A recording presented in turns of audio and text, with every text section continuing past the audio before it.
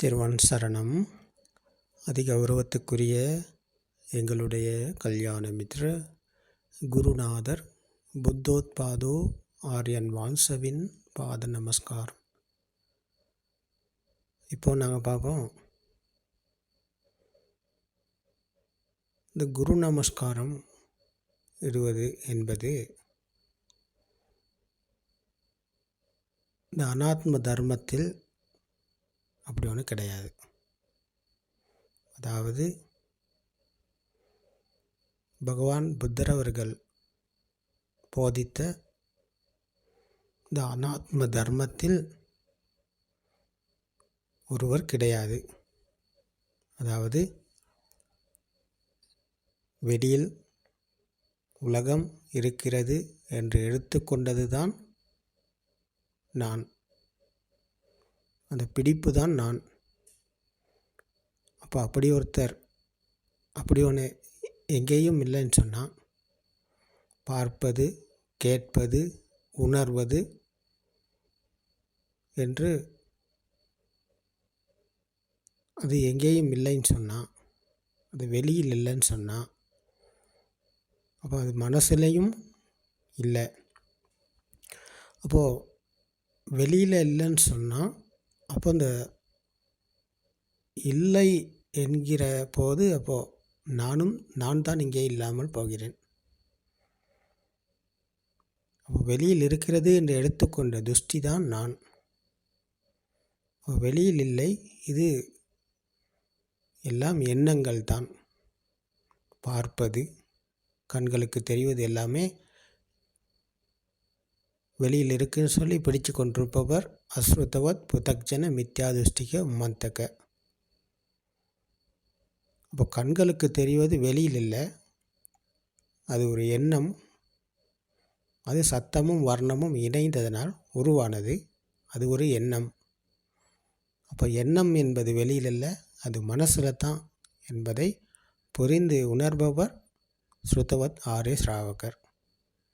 அப்போ வெளியில் இல்லை என்றால் அது மனதில் தான் இருக்கிறது என்றால், அது ஒரு எண்ணம் என்றால், அப்போ நானும் இல்லை, எனதும் இல்லை, என்னுடைய ஆன்மாவும் இங்கே இல்லை. அப்போ ஆத்ம துஷ்டியிலிருந்து மீண்ட சுபாவம் இந்த புத்த சுபாவத்துக்குள் வருகிறது. ஆத்ம துஷ்டியிலிருந்து மீண்ட போது அங்கே ஏதும் இல்லை, ஒன்றும் இல்லை என்றால், அப்போ நானும் இல்லை, எனதும் இல்லை, என்னுடைய ஆன்மாவும் இல்லை. அப்போ இந்த சத்தியத்தை புரிந்து உணர்ந்து பிரத்யக்ஷம் அடைந்து அந்த வழியை காட்டுபவர் தான் உண்மையான குரு. இந்த வழிக்கு வந்து வழியில் நடைமுறையில் கையாண்டு இதை பிரத்யக்ஷம் அடைந்து உணர்வுபூர்வமாக உள்வாங்கிக் கொண்டு சத்தியத்தை அடைந்த வழியை அவர் போதிப்பாராக இருந்தால் அவர்தான் உண்மையான குரு. அப்போ அங்கே ஒருவர் இருக்காரா? இல்லை, அங்கே ஒருத்தர் கிடையாது. குரு என்பவர் ஒருவர் கிடையாது. பகவான் புத்தர் அவர்கள் பரிநிர்வாணம் அடையும் போது ஆனந்த தேரர் புத்த சுபாவம் அடைஞ்சிருக்கல அந்த நேரம். அப்போ அவருக்கு சரியான கவலை, புத்தர் இப்படி நம்மளை விட்டு பிரிகிறாரே, எங்களுடைய குருநாதர் எங்களை விட்டு இப்படி பிரிஞ்சு போகிறாரே அப்படின்ற வேதனை, கவலை, துன்பம், அழுவுறாரு, புலம்புறாரு. அப்போ புலம்பி அழுது கேட்குறார், சுவாமி, இப்போ நீங்கள் எங்களை விட்டு பிரிஞ்சு போயிட்டீங்கன்னு சொன்னால் எங்களை வழி நடத்துகிறது யார்? எங்களுக்கு யார் வழியை காட்டுவது? எங்களுக்கு யார் குரு என்று ஆனந்த கேட்குறார் பகவான் புத்தர் இடத்துல. அப்போ பகவான் புத்தர் அவர்கள் கூறுகிறார்கள், ஆனந்த, இந்த சத்திய தர்மத்துக்கு ஒருவர் கிடையாது. குரு என்று சொன்னால் அது தர்மம்தான் குரு, சத்திய தர்மம்தான் குரு. ஒரு நபரை, ஒரு உயிரை இங்கே கூற முடியாது இவர் தான் குரு என்று. அப்போது மகாகாசப சுவாமி அவர்களா குரு? இல்லை, சாரிபுத்திர சுவாமி அவர்களா குரு? இல்லை. அப்போது அப்படின்னு சொன்னால் அது ஒரு நபரை சார்ந்தது. ஆனால் சத்தியம் மட்டுமே இங்கே குரு. அப்போ சத்தியத்தை புரிந்து உணர்ந்து பிரத்யக்ஷம் அடைந்தவர் அந்த நிலைக்கு வருகிறார். தர்மத்தை சரணடைகிறார், தர்மத்தை உள்வாங்கிக் கொள்கிறார். அப்போ அங்கே உயிரும் இல்லை, அங்கே துஷ்டியும் இல்லை, ஒரு நபரும் இல்லை. அப்போ சத்தியத்தை புரிந்து உணர்ந்ததன் பிறகு அவர் புத்த சுபாவம் அடைகிறார். புத்த சுபாவம் அடைந்த போது அங்கே ஒருத்தர் இருக்கிறாரா? இல்லை, அங்கே ஒருவர் கிடையாது. ஒருவர் இல்லை என்றால் அங்கே தான் அதுதான் புத்த சுபாவம். அப்போ புத்தர் என்றால் ஒருவரா? இல்லை. ஒரு உயிரா? இல்லை. ஒரு நபரா? இல்லை. கடவுளா? இறைவனா? ஆண்டவனா? அல்லாவா? மனிதனா? அங்கே யாருமே இல்லை. எல்லா துஷ்டிகளிலிருந்தும் மீண்ட சுபாவம் தான் புத்த சுபாவம். அந்த புத்த சுபாவத்தை அடைந்தவர் தான் உண்மையான குரு. சத்தியத்தை புரிந்து உணர்ந்து பிரத்யக்ஷம் அடைந்தவர். அப்போ அவர் போதனை செய்வது அவர் வந்த வழியைத்தான் சொல்வார். இதுதான் வழி. பகவான் புத்தரை போல இந்த வழியில் வாங்க, பசிக்கோ ஓப்பன் ஆயிக்கோ, வாங்க வந்து பாருங்க அப்படின்னு சொல்லி அவர் வழியை காட்டுவார். வழியில் பயணம் செய்பவர் தான் ஸ்ருதவத் ஆரிய ஸ்ராவகர். அந்த வழியில் பயணம் செய்யாமல் வேறு வழியில் போகிறவர் எல்லாமே அஸ்ருதவத் புத்தக்ஷன மித்யா துஷ்டிக்க உம்மந்தக்க. அப்போ அவருக்கு உலகம் உண்மையாக இருக்குது. கண்களுக்கு தெரிவது வெளியில் இருக்குது, காதுக்கு கேட்பது வெளியில் இருக்குது, மூக்குக்கு நாக்குக்கு உடலுக்கு உணர்வது எல்லாம் வெளியில் இருக்குது அப்படின்ற துஷ்டியில் தான் அவர் இருப்பார். அதான் மித்யா துஷ்டிக உம்மந்தக்கர், பைத்தியக்காரரை போல வாழ்வார். அவர் சத்தியத்தை புரிந்து உணர்ந்த இந்த ஸ்ருதவத் ஆரிய ஸ்ராவகர் அந்த வழியில் பயணம் செய்யும் போது சமாதிட்டிக்கு வருகிறார். சமாதிட்டிக்கு வந்தபோது அவர் பார்ப்பது வெளியில் இல்லை, கேட்பது வெளியில் இல்லை, மூக்கு நாக்கு உடல் என்ற உற்பத்தி நிலையங்களுக்குள் உணர்வது வெளியில் இல்லை. அப்போ இவை அனைத்தும் கலந்த எண்ணத்தை தான் நாங்கள் வெளியில் இருக்கிறது என்று பிடித்து நினைத்து கற்பனையில் வாழ்கிறோம். அப்போ இந்த சத்தியத்தை புரிந்து உணர்ந்தவர் ஸ்ருதவத் ஆரிய ஸ்ராவகராகிறார். அப்போ அவருக்குத்தான் புத்தர் தெரிவார். அப்போது யோ தம்மம் பස්සதி சோ மம்பස්සதி என்கிற தர்மத்தை காண்பவர் புத்தரை காண்கிறார். அப்போது காண்பதவர் தர்மத்தை, தெரிவதவருக்கு புத்தர். அப்போ புத்தர் என்றால் ஒருவரா? இல்லை, புத்தர் என்றால் ஒருத்தர் கிடையாது. அப்போ தர்மம் என்றால் ஏதாவது இருக்குதா? தர்மம் என்றால் ஏதும் இல்லை, ஒன்றும் இல்லை. இதுதான் தர்மம். அப்போ நாங்கள் எல்லாமே இருப்பது துஷ்டி இல்லைனால அப்போ எங்களுக்கு எல்லாமே இருக்குது. துஷ்டியிலிருந்து மீண்டவருக்கு ஏதும் இல்லை, ஒன்றும் இல்லை. அப்போ இந்த சத்தியத்தை புரிந்து உணரும் போது அவர் காண்பது புத்தரை, அவருக்கு தெரிவார் புத்தர். புத்தர் என்றால் ஒருவர் அல்ல என்ற சத்தியத்தை அவர் காண்கிறார். காணும்போது அவருக்கு தெரிவது புத்தர். அப்போ அவர்தான் உண்மையான குரு, சத்தியத்தை காண்பிப்பவர். இதுதான் வழி. இந்த வழிக்கு வாருங்க, வந்து பாருங்க. அப்போ உங்களாலும் இந்த சத்தியத்தை புரிந்து உணர முடியும். நடைமுறை பக்கம்தான் இது முற்று முழுதாக இருக்கிறது. இது ஒரு கற்பனை கதையோ, இது ஒரு சிலபஸோ கிடையாது. இது எங்களுடைய வாழ்க்கை கதை. வாழ்க்கை கதையில் நாங்கள் கற்பனையில் தான் வாழ்ந்து கொண்டிருக்கோம். இவ்வளோ காலமாக வாழ்ந்து கொண்டிருந்தோம் கற்பனையில். அப்போ கற்பனையில் கனவுல இருந்து நாங்கள் விழிக்கணும், விழித்து பார்க்கணும். கனவிலே இருந்து கொண்டு கனவு கண்டு கொண்டு இருக்காமல் நித்திரையிலும் கனவு, விழித்திருக்கும் போதும் கனவு. அந்த கனவுல தான் எல்லா மனிதர்களும் வாழ்கிறாங்க. அப்போது இந்த கனவில் கற்பனையில் வாழும் மனிதனுக்கு உண்மை என்ன, சத்தியம் என்னன்னு தெரியாது. அப்போ அவர் எழுந்திருக்கணும், எழுந்து விழித்து கொள்ளணும், விழிச்சு பார்க்கணும் சத்தியத்தை. அதுதான் அனாத்ம கோணம். இதான் கனவிலிருந்து விழித்து கொள்ளும் தன்மை என்பது சத்தியத்தை காண்பவர். அனாத்ம கோணத்துக்கு வருபவருக்கு தான் சத்தியம் தெரியும்.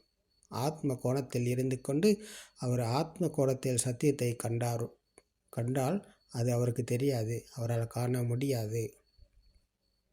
அவர் அனாத்ம கோணத்தை கையாளணும். அதாவது எல்லாம் இருக்கிறது என்ற திருஷ்டியில் இருந்து கொண்டு இந்த சத்தியத்தை பார்க்காமல் சத்தியத்தை அவர் அந்த உன்னிப்பாக மிகவும் ஆழ்ந்த ஒரு சிந்தனையில் ஆழ்ந்த ஒரு விமர்சனத்தில் சத்தியத்தை காண வேண்டியிருக்கிறது. அப்போ எல்லா 10ஓடு 11ஆக சத்தியத்தையும் எடுப்பவருக்கு புரியாது. அது 10ஐயும் கையில் எல்லாத்தையும் கீழே வைக்கணும், அவர் எல்லாத்தையும் தூர போடணும், தூர தள்ளி வைக்கணும். அது எல்லாத்தையும் தள்ளி வச்சுட்டு இதை அவர் எடுத்தாருன்னு சொன்னால், சத்தியத்தை அவர் கைக்கு எடுத்தாருன்னு சொன்னால் அதுதான் அனாத்ம கோணம். அப்போ மற்றதோடு நம்ம இன்றைக்கி ஒப்பிட்டோம் சொன்னால், சத்தியத்தையும் ஒப்பிட்டு பார்க்க தொடர்ந்தால் அது வெறும் கேலியாகத்தான் இருக்கும். அது அனாத்ம கோணம் கிடையாது, அது ஆத்ம கோணமாகத்தான் இருக்கும். ஏன் அவருக்கு தெரிஞ்சதை வச்சுக்கிட்டு அதோடு ஒப்பிடுறாருன்னு சொன்னால் அவர் ஆத்ம கோணத்தில் தான் அதை கையாளுறாரு. அப்போ அதெல்லாத்தையும் தள்ளி வச்சுட்டு அவர் அனாத்ம கோணத்துக்கு வரணும். எல்லாத்தையும் கைவிட்டுட்டு சத்தியத்தை அவர் கைக்கு எடுக்கணும். அவர் கையில் எடுத்து அவர் விமர்சித்து பார்த்தால் அப்போ அவருக்கு தெரிவது சத்தியமாக இருக்கும். அவர் காண்பது சத்தியம். சத்திய தர்மத்தை அவர் காணும்போது அவருக்கு தெரிவது புத்தர்.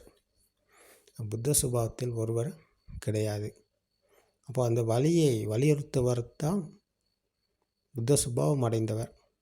அப்போ அவர்தான் உண்மையான குருநாதர், அவர்தான் கல்யாண மித்ர. இந்த சத்திய தர்மத்தை ஒருவர் போதனை செய்வாராக இருந்தால் அவர்தான் கல்யாண மித்ர. கல்யாண மித்ர என்றால் எங்களுக்கு இந்த துன்பகரமான வழியிலிருந்து நாங்கள் இவ்வளோ காலம் உலகம் உண்மையென நம்பி வந்தோம், பிடிப்பில் இருந்தோம். அந்த பிடிப்பிலிருந்து அந்த நம்பிக்கையில் பிரார்த்தனைகளில் இருந்து விடுதலை பெற செய்ய, அதிலிருந்து விமோச்சனம் அளிப்பதற்கு கோரும் வழியை, இந்த வழியை போதிக்கிறார். அவர்தான் உண்மையான கல்யாண மித்ர, அவர்தான் உண்மையான குரு. குரு என்றால் கல்யாண மித்ர என்றால் ஒருவர் இருக்கிறாரா? இல்லை, அப்படி ஒருத்தர் கிடையாது. அதுதான் தர்மம். புத்தர் சொன்னதைப் போல தர்மம் தான் இங்கே கல்யாண மித்ர, தர்மம் தான் குருநாதர். குருநாதர் என்று ஒரு உருவத்தை சொல்ல முடியாது. ஒரு உருவத்தை நாங்கள் டிவியில் பார்க்குறோம், சினிமா படங்களை நாங்கள் பார்க்குறோம். இப்போ உதாரணமாக சொல்கிறதாக இருந்தால் ரஜினி அவர்கள் இருக்கிறாங்க. அவரை நாங்கள் சினிமா படத்தில் பார்க்கும்போது அவர் மேக்கப் பண்ணி முடியெல்லாம் நல்லாயிருக்கும், தாடியெல்லாம் வளர்த்து சும்மா ஹீரோவை போல தான் இருக்கிறார் அவர். ஆனால் நிஜத்தில் அவருக்கு முடியும் இல்லை, வயசு போயிட்டு எல்லாம் நரைச்சி. அப்போது உண்மையான தோற்றத்தில் அவர் ஒரு வயோதிபம் சென்ற ஒரு நபர். இதில் நாங்கள் சினிமாவில் பார்க்குற கதையை வச்சு, திரைப்படத்தில் வச்சு அதை நாங்கள் ரசிக்கிறோம், அதை ருசிக்கிறோம், அதில் நாங்கள் மகிழ்ச்சி அடைகிறோம். அப்போ அது உண்மையானதை கண்டால் நாங்கள் அதை மகிழ்ச்சி கண்டோம். உண்மையானதை நாங்கள் உணர்ந்தோமாங்க? இல்லை, ஏதோ மனசுக்கு ஒரு அந்த மனசை நாங்கள் மெருகூட்டி போஷணை பண்ணினோம் அன்னைக்கு. அப்போ எல்லா இடத்துலையும் நாங்கள் இதை தான் செஞ்சுக்கிட்டு இருக்கோம், மனசுக்கு போஷணை கொடுத்து கொண்டிருக்கோம். இந்த வளர்ச்சி அடைய மனசை போஷணை செய்து கொண்டு வாழ்ந்து கொண்டிருக்கோம். அப்போ உண்மை எங்களுக்கு என்னன்னு தெரியலை. அப்போ இதே போலத்தான் ஒருவரை நான் தான் குருநாதர், நான் தான் குரு அப்படின்னு சொல்லி அவருடைய உருவத்தை போட்டு அவருடைய படம் ஒன்று பிடிச்சி அதில் காட்டிக்கிது இவர் தான் குரு என்று சொன்னால் அது உண்மையாகுமா? இல்லை, அது ஒருபோதும் உண்மையாகாது. அப்போ புத்தர் என்றால் ஒருவர் அல்ல என்றால் நாங்கள் அந்த புத்த உருவத்தை, நாங்கள் புத்தர் படத்தை, புத்தர் சிலையை, புத்தருடைய ஃபோட்டோவை நாங்கள் போடுறதுக்கு காரணம் ஒரு அடையாளம் தேவை. எல்லாத்துக்கும் புத்தர் என்றால் ஒரு ஞாபகத்துக்கு வரும் ஒரு உருவம். அப்போ அந்த உருவம் புத்தர் கிடையாது, அது வெறும் சிலை மட்டும்தான். அப்போ அந்த சிலையை நாங்கள் போடுறதுக்கு காரணம், நாங்கள் ஒரு அடையாளம் படுத்தணும், அடையாளத்துக்காக மட்டுமே தான் நாங்கள் அந்த படத்தை போடுறோமே தவிர அதில் உண்மை கிடையாது. அப்போ இங்கே ஒரு உருவத்தை போட்டு நான் தான் குரு, இவர் தான் குரு, இவர் தான் எனக்கு எல்லாத்தையும் சொன்னார் அப்படின்னு சொல்லி ஒரு நபரை நாங்கள் காட்டுறோம்னு சொன்னால் அது உண்மையானது கிடையாது, அது டூப்ளிகேட்டு. அப்போ இங்கே உண்மையான குரு என்றால் அது தர்மம் தான், சத்தியம் மட்டும்தான் குரு. ஒரு உருவத்தை நாங்கள் எடுக்க முடியாது. ஏனென்றால் உருவம் மாறி மாறி போகக்கூடியது. அந்த சினிமாவில் அந்த போலியான அந்த மாற்றுவாங்க, அதாவது ஒரு மேக்கப் பண்ணுவாங்க. அப்போ அடையாளம் தெரியாத அளவுக்கு அவர் மேக்கப் பண்ணி புதுசாக்கி எடுத்துருவாங்க. இப்போ இதே போல தான் ஒரு உருவம் என்பது அது மாறக்கூடியது. ஆனால் சத்தியம் என்பது என்றைக்குமே ஒன்று தான், அதுக்கு மாற்றம் கிடையாது. புத்த சுபாவத்தை அடைந்தவர், சத்தியத்தை அடைந்தவருக்கு மாற்றம் இருக்கிறதா? இல்லை, சத்தியத்தை புரிந்து உணர்ந்த பிறகு அவர் புத்த சுபாவம் அடைகிறார் என்றால் அவர் சத்த புத்கல அப்படின்ற உயிர் நபர் என்ற துஷ்டியில் இருந்து அவர் மீள்கிறார். உயிரும் இல்லை நபரும் இல்லை என்ற துஷ்டியிலிருந்து மீண்ட போது அவர் அனாத்ம தர்மத்துக்குள் வருகிறார். அவர் ஆத்ம துஷ்டியிலிருந்து மீள்கிறார், மரணத்தை வெல்கிறார், உலகை வெல்கிறார். இப்போ உலகை வென்றவர் மரணத்தை வெல்கிறார் என்றால் புத்த சுபாவம் அடைகிறார். புத்த சுபாவத்துக்குள் ஒருவர் இல்லை என்றால் அப்போது அது அனாத்ம தர்மத்துக்குள் தான் அவர் இருக்கிறார். அப்போது அனாத்ம தர்மத்தை புரிந்து உணர்ந்து பிரத்யக்ஷம் அடைந்த சுபாவம் தான் புத்த சுபாவம். புத்த சுபாவத்துக்குள் ஒருவர் இல்லை, ஏதும் இல்லை. அப்போது அவருக்கு மரணமும் இல்லை. ஏன், உலகம் ஒன்று இருக்கா? இப்போ கண்களுக்கு தெரிவது நாங்கள் இருக்குன்னு சொல்கிறனால உலகம் எங்களுக்கு இருக்குது. சத்தியத்தை புரிந்தவருக்கு, சத்தியத்தை உணர்ந்தவருக்கு கண்களுக்கு இது தெரிவது வெளியில் இருக்கான்னு கேட்டால் இல்லை, அவர் அதை ஒத்துக்க மாட்டார். அப்படி ஒன்று அவருக்கு கிடையாது. ஏன், கண்களுக்கு தெரிவது வாழை மரமா, பலா மரமா, தென்னை மரமா, மாமரமா? எல்லாமே சத்தம் தானே. பலா மரம் என்றால் ஒரு சத்தம், வாழை மரம் என்றால் ஒரு சத்தம். அப்போ சத்தத்துக்குள்ள மரம் இருக்கா? இல்லை. அப்போ சத்தமும் வர்ணமும் இணைந்ததனால் உருவானது தான் மரம். வாழை மரம், தென்னை மரம், மாமரம், பலாமரம். அப்போ இது புரிந்து கொள்ளக்கூடிய சத்தியம் தானே. நாங்கள் வெறுமனே இல்லைன்னு சொல்லவும் முடியாது, இருக்குன்னு சொல்லவும் முடியாது. அப்போது இதை நாங்கள் புரிந்து கொள்ளக்கூடியது, சங்கித்தே நிப்பிதா, இது புரிந்து கொள்ளக்கூடியது. புரிந்து கொள்வதற்கு நாங்கள் சத்திய தர்மத்தை கையாளணும். முதல்ல கேட்டிருக்கணும், கேட்ட விடயத்தை விமர்சிக்கணும். விமர்சித்து பார்க்கும்போது அவருக்கு இதை புரிந்து கொள்ளக்கூடியதாக இருக்கும். புரிந்து கொண்ட விடயத்தை அவர் கையாண்டு பார்க்கணும். நடைமுறை ப்ராக்டிக்கலாக அவர் கையாண்டு பார்க்கணும். கையாண்டு பார்க்கும்போது வாழை மரம்னா அது ஒரு எண்ணம் தான். அவருக்கு வாழை மரம் வெளியில் எப்போவுமே அம்படாது, அப்படி ஒன்று கிடையாது. நாங்கள்லாம் நினச்சிக்கிட்டு இருக்கோம் இது வாழை மரம்னு. வாழை மரம்ன்றதை நாங்கள் சொல்கிறோம் வாழை மரம்னு தமிழில். அது இங்கிலீஷில் வாழை மரம்னு நான் சொல்லுவார். இல்லை, அவர் இங்கிலீஷ் வார்த்தையில் அவர் வேறு ஒரு வார்த்தையை சொல்வார், வேறு ஒரு சத்தத்தை கொடுப்பார். அதே போல் சைனாக்காரரை கூப்பிட்டு கேட்டால் இது என்ன அப்படின்னு கேட்டால் அவர் ஒரு சாங் அல்லது சீங் என்று ஏதோ ஒரு சத்தத்தை போடுவார். இப்போ சிங்கள மொழியில் பேசும் சகோதரரை கூப்பிட்டு கேட்டால் இது கெசல்கஸ் அப்படின்னு சொல்லி அவர் சொல்வார். நாங்கள் சொல்கிறோம் வாழை மரம்னு சொல்லி. சிங்கள மொழி பேசுகிற கெசல்கஸ் அப்படின்றாரு. இங்கிலீஷ்காரர் வேறு ஒரு சத்தத்தை போடுவார், சைனாக்காரர் வேறு ஒரு சத்தத்தை போடுறாரு. அப்போ இது எது உண்மைன்னு நாங்கள் அலசி ஆராய்ந்து பார்க்கணும். அப்போ அலசி ஆராய்ந்து பார்க்கும்போது சத்தத்துக்குள்ளே எதுவுமே உண்மை கிடையாது, வர்ணத்துக்குள்ளே எதுவுமே உண்மை கிடையாது. அப்போ இது இரண்டும் இணைந்ததுனால உருவான ஒரு எண்ணம் தான் அப்போ நாங்கள் பரிமாறிக்கொண்டிருக்கிறோம். எண்ணத்தை தான் நாங்கள் பிடிச்சிக்கிட்டு இருக்கோம், அது வெளியில் இருக்குதுன்னு சொல்லி நினச்சி கொண்டிருக்கோம். அப்போ இதுதான் மாயை, கற்பனை. அந்த கற்பனையில் தான் நாங்கள் வாழ்ந்து கொண்டிருக்கோம். அந்த கற்பனையில் இருக்கும் வரைக்கும், மாயைக்குள்ளே இருக்கும் வரைக்கும் எங்களுக்கு உண்மை தெரியாது. உண்மை தெரியாத வரைக்கும் எங்களுக்கு அனாத்ம கோணம், அனாத்ம தர்மம் பற்றி புரியாது. அப்போ அனாத்ம தர்மத்துக்கு வந்து கையாண்டு பார்க்கும்போது அவர் சத்தியத்தை புரிந்து உணர்வார். அப்போ அவருக்கு தெரிவார் புத்தர். அப்போ அங்கே தான் இருக்கிறது புத்த சுபாவம். புத்த சுபாவத்தை அடைந்தவரால் மட்டும்தான் இந்த சத்தியத்தை போதனை செய்ய முடியும். புத்த சுபாவம் அடையாமல் அவர் மைண்டில் இருந்தார்னு சொன்னால், இந்த ஃபீலிங்குக்கு வராமல் மைண்டில் இருந்து கொண்டு சத்தியத்தை இதுதான் சத்திய தர்மம் சொல்லி போதனை செஞ்சாப்புல அது சத்திய தர்மம் ஆகாது. அது பொய்யானது, அது டூப்ளிகேட்டானதாக தான் இருக்கும். இன்றைக்கி இருக்காங்க உலகத்தில் டூப்ளிகேட் சத்தியத்தை போதனை செய்யும் போதனையாளர்கள். அது ஒரிஜினல் கிடையாது. ஒரிஜினலாக இருந்தால் அவர் இந்த சத்தியத்துக்கு பிரத்யட்சம் அடைஞ்சிருக்கணும். அவர் அனாத்ம தர்மத்தை, அனாத்ம கோணத்தை அவர் கையாண்டிருக்கணும். அவருக்குள் இது புரிந்து உணர்ந்திருக்கணும் அவர். அப்போ அவர் சத்துவ புத்கல துஷ்டி என்கிற இந்த உயிர் நபர் என்ற துஷ்டியில் இருந்து அவர் மீண்டிருக்கணும், விடுதலை அடைஞ்சிருக்கணும். விடுதலை அடைந்த போது அவர் புத்த சுபாவம் அடைஞ்சிருக்கணும். புத்த சுபாவத்துக்குள் ஒருவர் இல்லை என்ற உணர்வு பூர்வமாக சத்தியத்தை புரிந்து உணர்ந்திருக்கணும்.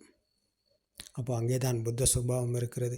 அப்போ அந்த புத்த சுபாவத்தை அடைந்தவர் நான் தான் குருநாதர், நான் தான் சத்தியத்தை போதனை செய்கிறேன் அப்படின்னு சொல்லி அவர்கிட்ட உருவத்தை ஒருபோதும் காட்ட மாட்டார். அவருடைய உருவத்தை எப்போவுமே அவர் காட்ட மாட்டார். ஏனென்றால் உருவம் என்று இங்கே ஒன்று கிடையாது. இந்த உருவம், இந்த உடலை நான் இல்லை. இந்த உடலில் பகவான் புத்தர் அவர்கள் கூறுகிறார்கள், இந்த உடலில் 32 பாகங்கள் இருக்கிறது. 32 பாகங்களை நன்றாக பிரித்து பாருங்கள். ஒவ்வொன்றையும் எடுத்து சொல்கிறார். முடி, தலை, கண், மூக்கு, நாக்கு, பல், தோல், காது, வயிறு, நெஞ்சு, நகம் அப்படின்னு சொல்லி இந்த உடம்புல எல்லா பார்ட்ஸையும் எடுத்து சொல்கிறார். கழட்டி சொல்கிறார். இதில் ஏதாவது எங்கேயாவது நான் என்று ஒருத்தர் இருக்கிறாரான்னு நல்லா பாருங்கள் அப்படின்னு சொல்லி. அப்போ நீங்களும் விமர்சித்து பாருங்கள். நான் எங்கே இருக்கேன்? இந்த கையா நான், இந்த காலா நான், தலையா நான், இல்லாட்டி வாயா நான், இல்லாட்டி இந்த உடலில் எங்கே இருக்கேன் நான்? இந்த உடல் என்பது நான் கிடையாது.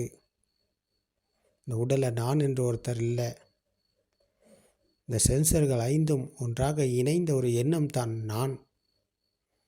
அப்போ நான் எங்கே இருக்கிறேன்னு பார்த்தா வெளியில் இருக்கிறது என்று எடுத்துக்கொண்ட எண்ணம் தான் நான்.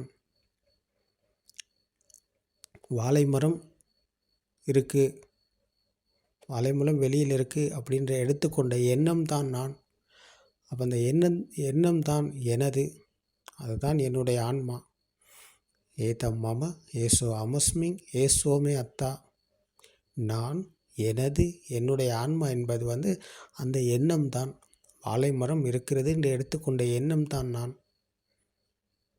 அப்போ அதில் சத்தியத்தை காணாத வரைக்கும் வாழை மரம் என்பது சத்தமும் வர்ணமும் இணைந்தது. சத்தமும் வர்ணமும் இணைந்த ஒரு எண்ணம் தான் வாழை மரம் என்ற சத்தியத்தை அவர் காணாத வரைக்கும், அவர் இந்த சத்தியத்தை அவர் புரிந்து நடைமுறையில் கையாண்டு சத்தியத்தை உறுதியாகும் வரைக்கும், இந்த சத்தியத்தை உள்வாங்கி உறுதியாகும் நிலைக்கு வராத வரைக்கும் அவருக்கு இந்த சத்தியத்தை புரிந்து கொள்ள முடியாது. அவர் நான் என்று துஷ்டியில் இருப்பார். இந்த உடல் தான் நான் என்று அவர் நினைத்து கொண்டிருப்பார். ஆனால் பகவான் புத்தர் அவர்கள் கூறுகிறார்கள், இந்த உடலில் நான் இல்லை, அந்த எடுத்துக்கொண்ட எண்ணம் தான் நான்.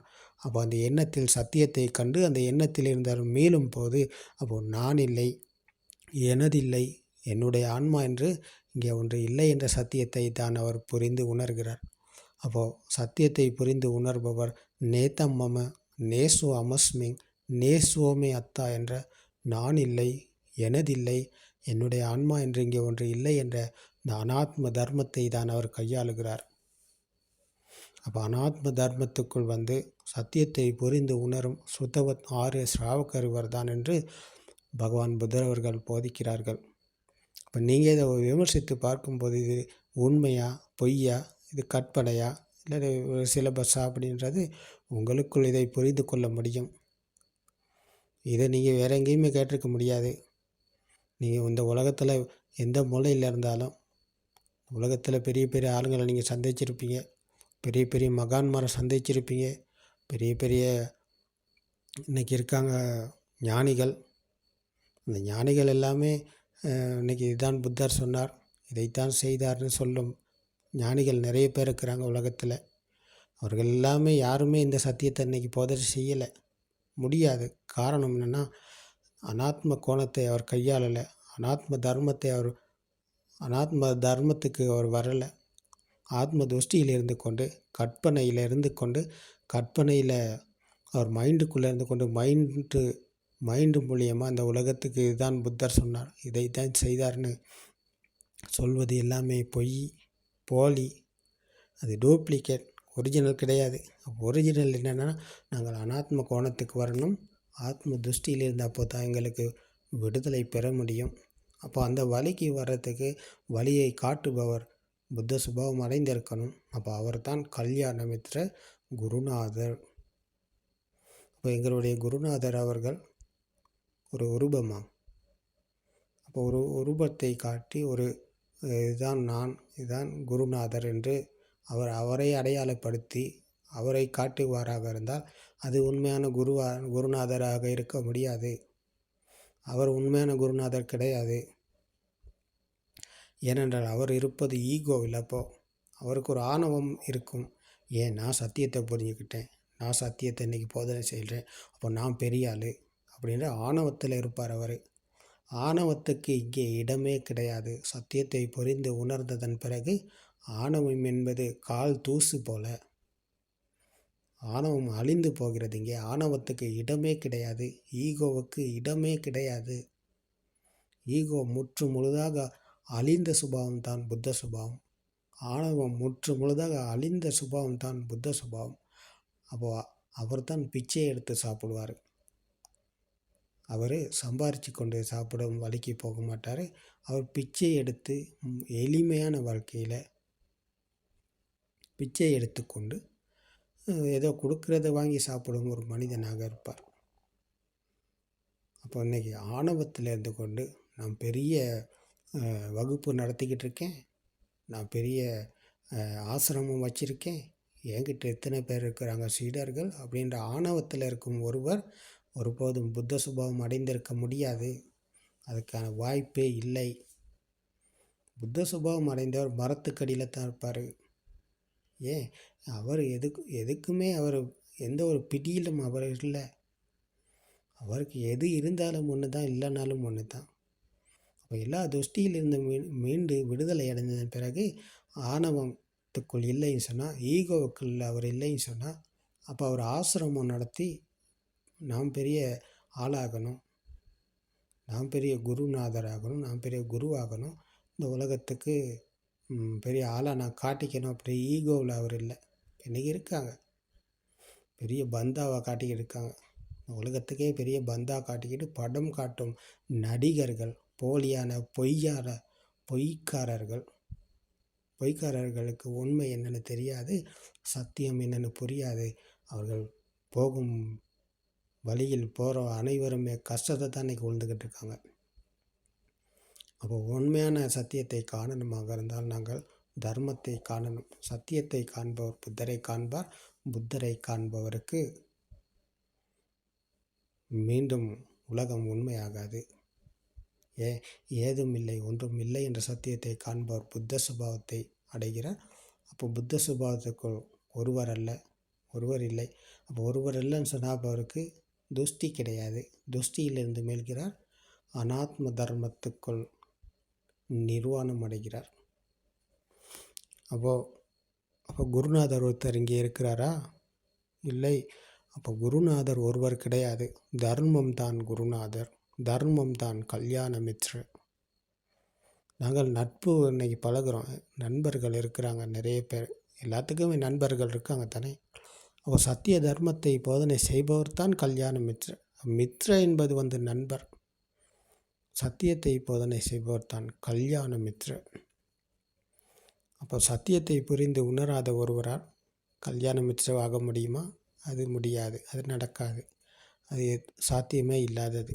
சத்தியத்தை புரிந்து உணர்ந்து பிரத்யக்ஷம் அடைந்தவர் குருநாதர் ஆகிறார். அவர் தான் புத்த சுபாவம் அடைந்த ஆரிய ஸ்ராவகர்.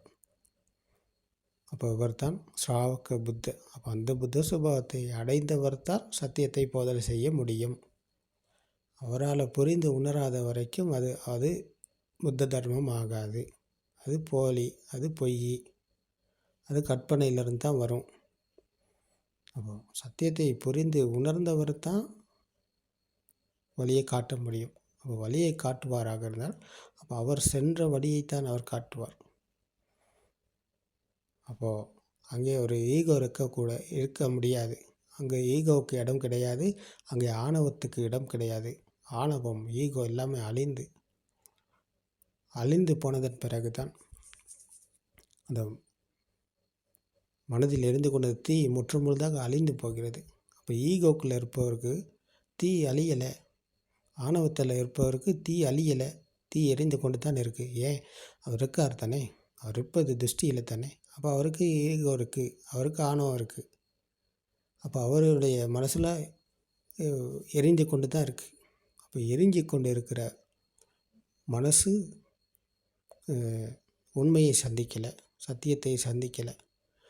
சத்தியத்தை சந்தித்தவருடைய மனம் இங்கே மனதில் தீ அழிந்து போகிறது.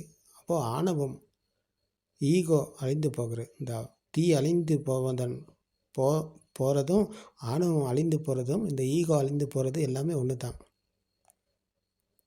அப்போ தீ அணைந்ததன் பிறகு அப்போ அங்கே என்ன சாமானியம்? அங்கே அதுக்கு எதுக்குமே வேல்யூ கிடையாது, எதுக்குமே மதிப்பு இல்லை, எல்லாமே சமநிலை. அது சுபாவ தர்மமும் அவரும் ஒன்று தான். இந்த மரம் போல், மரத்தில் கிளைகள் இருக்குது, காய்கள் இருக்குது, பூக்கள் இருக்குது, இலைகள் இருக்குது, எல்லாமே இருக்குது. மரத்தில் எவ்வளோ பறவைகள் வந்து தங்குது, மிருகங்கள் வாழுது. இந்த மாதிரி மரத்தில் வந்து பறவைகள் கூடு கட்டுது, குஞ்சு பறிக்குது. அதே போல் அணில், இன்னும் குரங்கு, இந்த மாதிரி பறவை உயிரினங்கள் அந்த மரத்தில் வாழுது. ஆனால் இது மரத்துக்கு அது ஒரு பிரச்சனையே கிடையாது. மழை வந்தாலும் ஒன்று தான், காற்றடித்தாலும் ஒன்று தான், வெயில் அடித்தாலும் ஒன்று தான். மரத்தை வெட்டினாலும், மரத்தை பொளந்தாலும், மரத்தை எது செஞ்சாலும் மரத்துக்கு ஒரு பிரச்சனை கிடையாது. மரம் அது பாட்டுக்கு இருக்கும். அப்போ மரத்துக்கு தேவையானதை அது இந்த பூமியிலேருந்து பெற்றுக்கொண்டு அது வாழும். அப்போ அது சுபாவத்தின் தன்மை தானே. அப்போ இதே போலத்தான் இந்த புத்த சுபாவத்தை அடைந்தவர் சாப்பிடுவார். ஆனால் நான் சாப்பிட்றேன்ற ஒன்று இங்கே கதை கிடையாது. அவர் உணவை எடுத்துக்கொள்வார். வழக்கம் போல் எல்லா காரியங்களிலும் ஈடுபடுவார். வீட்டில் இருக்கும் ஒரு மனிதன் சத்திய தர்மத்தை புரிந்து உணர்ந்ததன் பிறகு வழக்கம் போல் எல்லா காரியத்திலும் அவர் ஈடுபடுவார். எதுலேயுமே அவர் நான் புத்த சுபாவம் அடைஞ்சிட்டேன் அப்படின்ற ஒரு ஆணவம் அவருக்கு வராது. அந்த ஆணவம் எல்லாம் அழிந்து போகிற நிலைக்கு வந்ததன் பிறகு அவர் சாமானியமாக அந்த வாழ்க்கையை வாழ்வார். குடும்பத்து தலைவனாக இருந்தால் அந்த குடும்பத்துக்கு தேவையான விஷயங்கள் அவர் செய்வார்.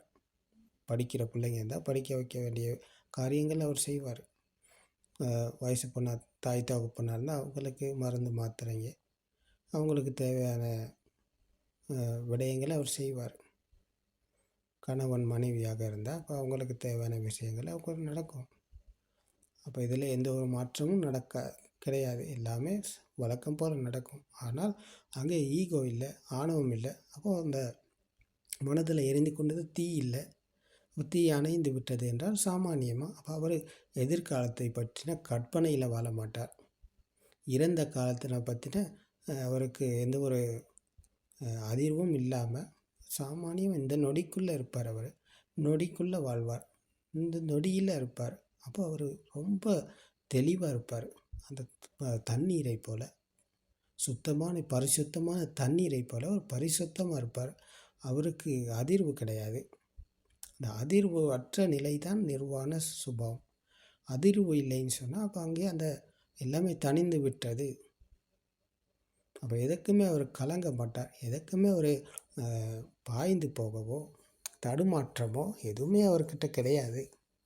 அப்போ தடுமாற்றம் எல்லாமே தணிந்த நிலை, அந்த அதிர்வு தணிந்த நிலை. அப்போ அந்த ஈகோவும் தணிந்து விட்டது, ஆணவமும் அகங்காரம் எதுவுமே அங்கே இல்லைன்னு சொன்னால் அப்போது இதுதான் புத்த சுபாவம். அப்போ இதை வீட்டில் இருந்த ஒரு மனிதனாலேயும் இந்த சுபாவத்தை அடைய முடியும். அப்படி இருந்திருக்காங்க. கட்டிக்கார ஒரு தாய் தந்தையர், கண் தெரியாத தாய் தந்தையரின் மகன், குருட்டு தாய் தந்தையரின் மகன் தான் கட்டிக்கார. புத்த காலத்தில் இருந்திருக்காரு. அவர் சத்தியத்தை புரிந்து உணர்ந்து அவர் நெசவு தொழில் தான் செய்திருக்காரு. அவர் நெசவு தொழில் செய்து அவர் அந்த தொழிலை செய்து அதில் வரும் லாபத்தில் தன்னுடைய தாய் தந்தையை கவனித்து கொண்டு அவர் வீட்டில் தான் இருந்திருக்காரு. அவர் காட்டுக்கு போகலை.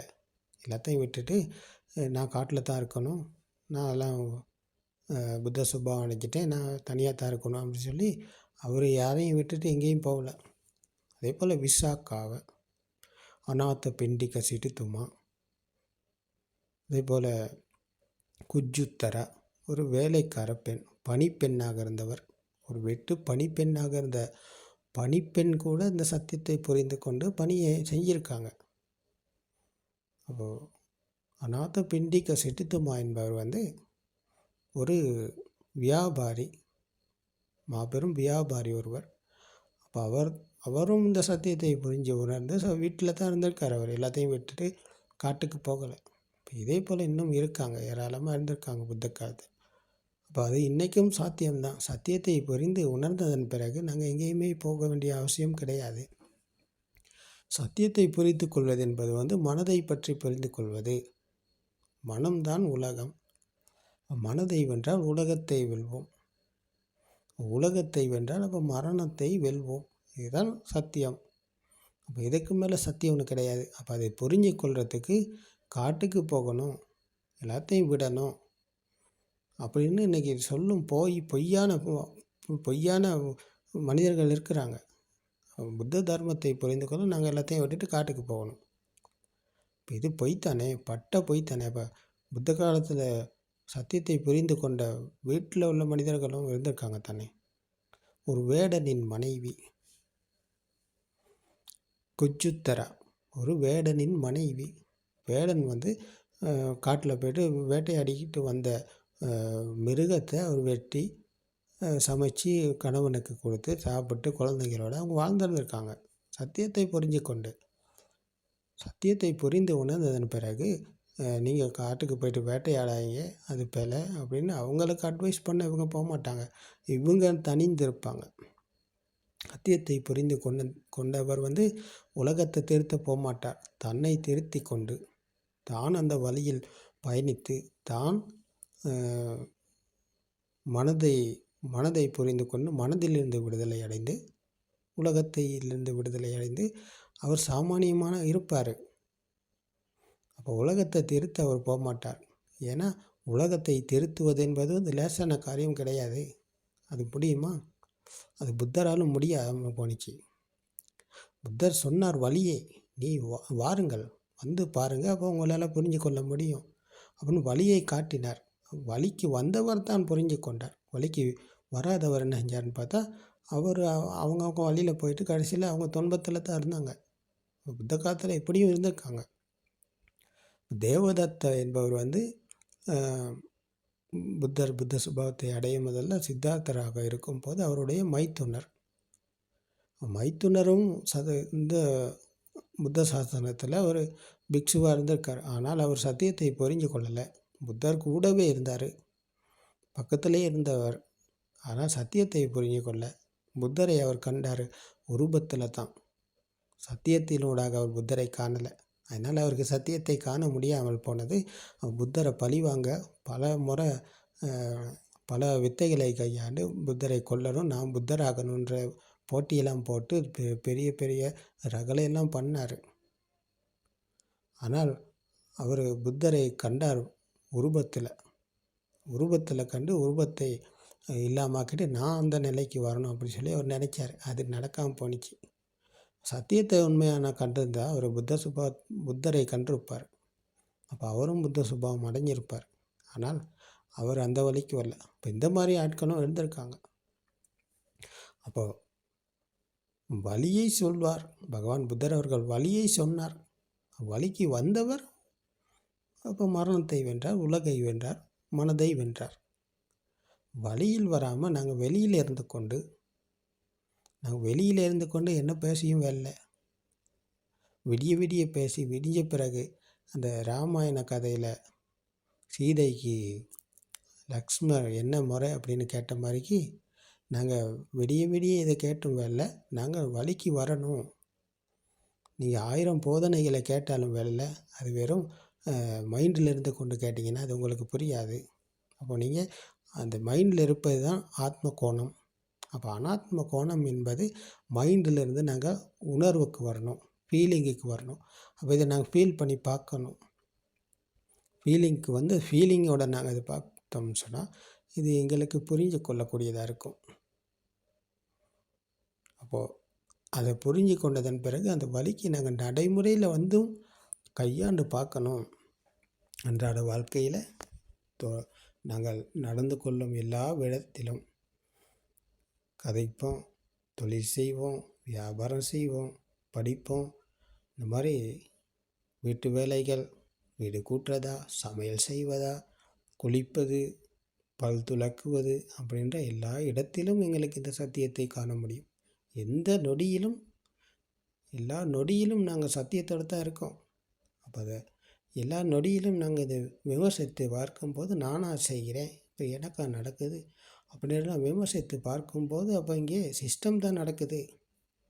அந்த மரத்துக்கு நடக்கும் செயல் போல தான் இங்கே எல்லாமே சிஸ்டம் தான். ஒரு ரோபோவை போல தான் அது நடந்து கொண்டிருக்கு. கடைக்கு போகணும், என்ன சாமான் வாங்கணும் அதெல்லாம் வாங்குறோமா, பில்லை எழுதியாச்சு, சாமானை போட்டுக்கிட்டு போயாச்சு, காசை கொடுத்து சாமானை வாங்கியாச்சு, எல்லாமே செயல் நடக்குது. ஆனால் இங்கே நான் செய்வது கிடையாது, எல்லாமே சிஸ்டம். அப்போ சிஸ்டம் நடக்குது. அப்போ நான் நினச்சிக்கிட்டு இருக்கேன் இதை நான் தான் செஞ்சுக்கிட்டு இருக்கேன்ட்டு. இல்லை, அப்படி ஒன்றும் இல்லை, அப்படி ஒன்று கிடையவே கிடையாது. அப்போ இதுதான் அவித்யா, அறியாமை. அந்த அறியாமையில் தான் நான் தான் செய்கிறேன், எனக்கு தான் எல்லாம் நடக்குது அப்படின்னு நாங்கள் நினச்சிக்கிட்டு இருக்கோம். அப்போ அந்த நினைப்பிலிருந்து எங்களுக்கு விடுதலை அடையும் வழிக்கு வந்தால்தான் இது எங்களுக்கு புரியும். நினைப்பிலிருந்து விடுதலை அடைய முடியும். நினைப்புக்கு முதல்ல இந்த மனம் எப்படி உருவானது என்பதை புரிந்து கொண்டார். அது கல்யாணமித்ரவின் செய்தியில் தான் இருக்கிறது.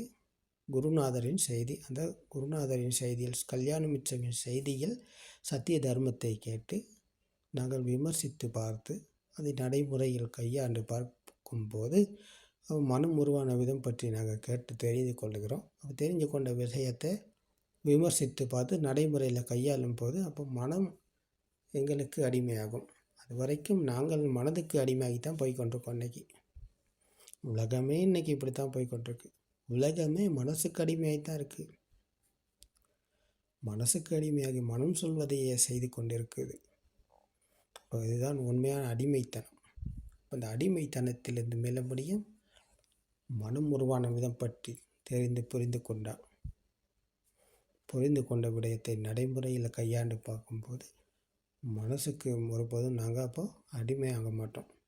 மனதை வெல்லும் போது அவருக்கு மனம் அடிமையாகிறது. அப்போ எண்ணங்கள் வருது போகுது. எந்த எண்ணமாக இருந்தாலும் ஒரு நாளைக்கு எழுந்ததிலிருந்து பிறகு நித்திரைக்கு செல்லும் வரை எவ்வளவு காரியங்களை நாங்கள் ஈடுபடுறோம். அப்போ எல்லா செயல்களுக்கும் எல்லா நேரங்களிலும் எண்ணங்கள் நொடிக்கு நொடி வருது போகுது. ஆனால் இந்த நொடியில் நான் என்று ஒன்று இல்லை, என்னுடையதென்று இங்கே ஒன்று இல்லை, என்னுடைய ஆன்மா என்று ஒன்று இங்கே இல்லை என்ற சத்தியத்தை புரிந்து உணர்ந்ததன் பிறகு அப்போ இது ஒரு சென்சர் தான். கண்ணுக்கு வர்ணம் தெரியுது, காதுக்கு சத்தம் கேட்குது. அப்போ அதை யாராலும் தடுக்க முடியுமா? முடியாது. கண்களுக்கு தெரிவதை யாராலும் தடுக்க முடியாது, அது தெரியும். காதுக்கு கேட்பது வழக்கம் போல் கேட்கும். அதை தடுக்க முடியாது, அதை நிறுத்த முடியாது. மூக்குக்கு வரும் வாசனை மற்றும் துர்நாற்றம் அதையும் தடுக்க முடியாது, அதை நிறுத்த முடியாது. அது ஆட்டோமேட்டிக்காக நடக்குது, அதுவும் சிஸ்டமாக இயங்கி கொண்டு இருக்குது. அப்போது இதே போல் இந்த உற்பத்தி நிலையங்கள் அனைத்தும் செயல்படுது, அது இயங்குது. அப்போ இயங்கும் போது அப்போ அந்த செயல்பாடு நடக்குது, இந்த சிஸ்டம் வேலை செஞ்சுக்கிட்டு இருக்குது. அப்போ இதே போல் இந்த ஆறாவதான சென்சர் மனம் என்கிற சென்சரும் இயங்குது. அது எண்ணங்கள் வருது போகுது, அது நல்லது கெட்டது, இன்பம் துன்பம், லாபம் நட்டம், புகழ்ச்சி இகழ்ச்சி என்று நாங்கள் தான் இதுக்குள்ளே எல்லாத்தையும் ஏற்படுத்தி கொண்டிருக்கோம். இப்போ அதுக்குள்ளே நாங்கள் லாபத்தை தேடுறோம், நல்லதை தேடுறோம், இன்பத்தை தேடுறோம். அப்போது இதுக்குள்ளே தான் நாங்கள் எல்லாம் தேடிக்கிட்டு இருக்கோம். அப்போ அது என்றைக்கும் எங்களுக்கு லாபம் எப்போவுமே வந்துக்கிட்டு இருக்காது, இன்பம் எப்போவுமே வந்துக்கிட்டே இருக்காது, மகிழ்ச்சி நல்லது எப்போவுமே வந்துக்கிட்டு இருக்காது. அப்போ எல்லாமே கலந்தது தான் வந்துக்கிட்டு இருக்கும். அப்போ இதில் எண்ணங்களில் நாங்கள் தேடிக்கொண்டிருப்பது நல்லதை, மகிழ்ச்சியை. அப்போ இது மாறி மாறி வந்து கொண்டிருப்பதனால நாங்கள் நல்லதை மட்டும்தான் தேடுறோம். அப்போ நல்லது என்றைக்குமே கிடைக்காது. நல்லதும் இங்கே நல்லது என்றும் ஒன்று இங்கே இல்லை, கெட்டதுன்னு ஒன்று இங்கே இல்லை, லாபம்னு ஒன்று இங்கே இல்லை, நஷ்டம்னு ஒன்று இங்கே இல்லை, புகழ்ச்சின்னு ஒன்று இங்கே இல்லை, இகழ்ச்சின்னு ஒன்று இங்கே இல்லை. அப்போது இந்த இரண்டு உச்சக்கட்டங்களில் தான் நாங்கள் வாழ்ந்து கொண்டிருக்கோம். அப்போ இரண்டிலும் இருந்து மீண்ட போது அது இரண்டுமே சரிசமமாகிறது. அப்போ இருந்தாலும் ஒன்று தான், இல்லை என்றாலும் ஒன்று தான், லாபமாக இருந்தாலும் ஒன்று தான், நஷ்டமாக இருந்தாலும் ஒன்று தான். அப்போ இரண்டும் சமநிலை அடையும் போது அப்போ ஒரு ரெண்டுலேயும் அவர் இல்லை. அப்போது லாபத்திலும் அவர் இல்லை, நஷ்டத்திலும் அவர் இல்லை. அப்போ இதுதான் அந்த ராக தேச மோக என்ற ஆசை கோபம் மாயை தணிந்த நிலை, அந்த மனம் அமைதி அடைந்த நிலை, மனதில் இருந்து கொன்ற தீ அணைந்த நிலை இதுதான். தீ அணைந்ததன் பிறகு மனம் சமநிலை அடைகிறது, மனம் அமைதி அடைகிறது, மனதுக்கு வரும் எண்ணங்களுக்கு வேல்யூ இல்லை, மதிப்பு இல்லை, பெருமதி இல்லை. அப்போது பெருமதி மதிப்பு இல்லாமற்றி அங்கே ஆணவம் இல்லை, அகங்காரம் இல்லை.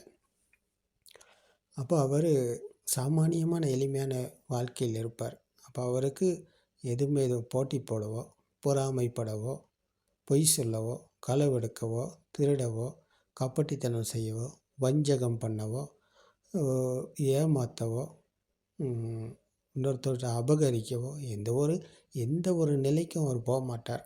எல்லா துஷ்டிகளிலிருந்தும் விடுதலை அடைந்தவர் இவர் தான் உண்மையான சத்தியத்தை புரிந்து உணர்ந்தவர். அப்போ இதை நாங்கள் புத்தகத்தை பார்த்து வாசிக்கலை. இது கற்பனை கதையை போல் புத்தகத்தில் பார்த்து வாசிக்கும் ஒரு கதை கிடையாது, கற்பனை கிடையாது, ஒரு சிலபஸ் கிடையாது. இது நடைமுறை பக்கத்தில் நாங்கள் சத்தியத்தை புரிந்து உணர்வுக்குள் இருந்து கொண்டு இந்த சத்தியத்தை போதிக்கிறோம். அப்போதைக்கு எங்களுடைய குருநாதர் அவர்கள் இந்த வழியை காட்டினார்கள். வழியில் நாங்களும் பயணித்தோம். இது எங்களால் புரிந்து உணர முடிந்தது. நடைமுறையில் கையாண்டு பார்க்கும்போது இது எங்களுக்குள் உறுதியானது. அப்போது இந்த உறுதியானதன் பிறகு இப்போ நான் இங்கே இருக்கேனா, இல்லை எனதுன்று இங்கே ஒன்று இருக்கா, இல்லை அப்போ என்னுடைய ஆன்மானு ஒன்று இருக்கா, இல்லை நான் இல்லை, எனதில்லை, என்னுடைய ஆன்மா என்று ஒன்று இல்லை என்றால் அப்போது நானும் இல்லைன்னு சொன்னால் அப்போ யார் இங்கே இதை சொல்கிறது அப்படின்னு பார்த்தா இங்கே அப்படி ஒன்று கிடையாது, அப்படி ஒருத்தர் இல்லை. சென்சர்கள் இயங்குது, இந்த பேச்சு நடக்குது. சத்தியத்தை பகவான் புத்தர் அவர்கள் போதித்தார்கள். 84,000 தர்ம கந்தைகளை போதனை செய்தார் பகவான் புத்தர் அவர்கள். அந்த 84 தர்மஸ்கந்தைகளும் எல்லாம் வார்த்தைகள் தான், எல்லாம் வார்த்தைகளை பயன்படுத்தி தான், மொழியை பேச்சை பயன்படுத்தி தான் இந்த சத்தியத்தை பகவான் புத்தர் அவர்கள் போதித்தார்கள். சத்தியத்தை புரிந்து உணர்ந்து பிரத்யக்ஷம் அடையும் போது வார்த்தைகள் எல்லாமே பொய்யாகிறது, வார்த்தைகள் எதுவுமே உண்மை கிடையாது, வார்த்தைகள் எல்லாமே கற்பனை. எந்த வார்த்தையை பேசினாலும் சிங்களமா, தமிழா, இங்கிலீஷா, இந்தியா, ஜப்பான், எந்த வார்த்தையை பேசினாலும் அது கற்பனை தான், அது கனவு தான், அது உண்மை கிடையாது. வார்த்தைக்குள்ளே எப்போவுமே உண்மை இல்லை. அப்போ உணர்வுக்குள் விழித்து கொள்ளும் போது வார்த்தைகளுக்குள்ள வேல்யூ இல்லை, மதிப்பு இல்லை. வார்த்தைகள் எல்லாமே எண்ணங்கள். சத்தமும் வர்ணமும் இணைந்தது தான் வார்த்தை. நாங்கள் எந்த சத்தத்தை கொடுத்தாலும் அந்த சத்தத்துக்குள் வர்ணமும் சேர்ந்து தான் இருக்கிறது. அப்போது உருவமும் பெயரும் இணைந்தது தான் இந்த எண்ணம். அப்போ உருவம் இல்லாமல் எண்ணம் இல்லை. அப்போது பெயர் இல்லாமல் எண்ணம் இல்லை. அப்போ பெயரும் உருவமும் இணைந்தது தான் எண்ணம். அப்போ எண்ணங்களில் தான் நாங்கள் வாழ்கிறோம். அப்போ நாங்கள் வாழ்வது கற்பனையில், கனவில். அப்போ கனவில் இருந்து விழித்து கொண்டதை போல் அவர் இந்த சத்தியத்தை புரிந்து உணர்ந்ததன் பிறகு விழித்து கொள்ளுகிறார். அப்போ அவருக்கு எந்த எண்ணம் வந்தாலும் ஒன்று தான். எல்லா எண்ணங்களும் சமநிலையை அடைகிறது. அப்போ எண்ணங்களுக்கு வேல்யூ கிடையாது, எண்ணங்களுக்கு மதிப்பு இல்லை, எண்ணங்களுக்கு அவர் அடிமையாக மாட்டார். எண்ணங்களில் மீண்டவர் மீண்டும் எண்ணங்களுக்கு அடிமையாகி போக மாட்டார். எண்ணங்களிலிருந்து விடுதலை அடைகிறார், மனதை வெல்கிறார், உலகை வெல்கிறார், மரணத்தை வெல்கிறார். இதுதான் புத்த சுபாவம். புத்த சுபாவத்தை அடைந்தவர், புத்த சுபாவத்துக்குள் வந்தவர் மீண்டும் பிறப்பு இறப்பு என்ற பயணம் அவருக்கு கிடையாது. காம பூமி, கர்ம பூமி. இந்த காம பூமி, கர்ம பூமியை வென்று ரூப மற்றும் அரூப என்கிற பூமிகளையும் வென்று 31 உலகத்தையும் வென்று திரைலோக்கநாத சம்மா சம்புத்த என்ற சுபாவத்தை அடைந்த பகவான் புத்தரின் வழியில் பயணம் செய்து இந்த சத்தியத்தை புரிந்து உணர்ந்து பிரத்யக்ஷம் அடையும் போது 31 உலகத்தையும் வென்று ஸ்ராவக புத்த என்ற புத்த சுபாவத்தை அடைகிறார். அவருக்கு மீண்டும் பிறப்பு என்று ஒன்று கிடையாது, இறப்பு என்று ஒன்று கிடையாது. பிறப்பு இறப்பு என்ற துஷ்டியிலிருந்து மீண்டவர், உலகை வென்றவர் பகவான் புத்தரின் பிள்ளை இவர்தான். அப்போது இவர் என்று ஒருத்தர் இங்கே இருக்காரா? இல்லை. அப்போ இவருக்கு உருவம் ஒன்று இருக்கா? இல்லை. இப்போ இவருக்கு பெயர் ஒன்று இருக்கா? இல்லை. அப்போ எல்லாமே பெயர், உருவம் எல்லாமே இந்த சமூகத்தால் கொடுத்தது. அப்போ அதில் உண்மை கிடையாது. அப்போ உண்மையை நாங்கள் சந்திக்கும் போது அவை அனைத்தும் கீழே விழுகிறது. அதுக்கு வேல்யூ கிடையாது, அதுக்கு மதிப்பு இல்லை. மதிப்பும் வேலையும் பெருமதியும் இல்லாமல் போனால் அங்கே எல்லாம் தணிகிறது. தனிந்த நிலை அடையும் போது புத்த சுபாவம் அடைகிறார். இப்போ நீங்களும் இந்த சத்திய தர்மத்தை 10ஓடு 11 கேட்காம 10ஐயும் கீழே வச்சுட்டு இதை எடுத்து கேளுங்க. இதை மட்டும் கேளுங்க. இது மட்டும் கேட்டு பழக்கப்படுத்தி பாருங்கள். பிடிச்சிச்சின்னா உங்களுக்கு சரி, இதுதான் உண்மை என்று உங்களுக்குள் உறுதியாக உணரக்கூடியதாக இருந்தால், உங்களுக்குள் உணரக்கூடியதாக இருந்தால் மட்டும் நீங்கள் இதை நீங்கள் எடுத்துக்கங்க. யார் நாங்கள் சொல்கிறோம் அப்படின்றதுக்காக நீங்கள் இதை கேட்க வேண்டிய அவசியம் இல்லை. புத்தர் சொன்னாலும் நீங்கள் இதை கேட்க வேண்டிய அவசியம் இல்லை. எந்த புத்தகத்தில் எழுதியிருந்தாலும் இதை நீங்கள் கேட்க வேண்டிய அவசியம் இல்லை. எந்த மகான் சொன்னாலும் நீங்கள் இதை கேட்கணுன்ற அவசியம் கிடையாது. உங்களுக்குள் உறுதியாக இருந்தால் மட்டும், உங்களுக்குள் இதுதான் உண்மை, இதுதான் சத்தியம் என்று உணரக்கூடியதாக இருந்தால் மட்டும் நீங்கள் எடுத்து பாருங்கள். அப்போது நீங்கள் அனாத்ம கோணத்தை கையாள்வீங்க. உங்களுக்கு இந்த சத்திய தர்மம் துன்பத்திலிருந்து விடுதலை அடைய, மனதை வெல்ல, உலகை வெல்ல புத்த சுபாவம் அடைய இந்த சத்திய தர்மம் துணையாக இருக்கும். திருவன் சரணம்.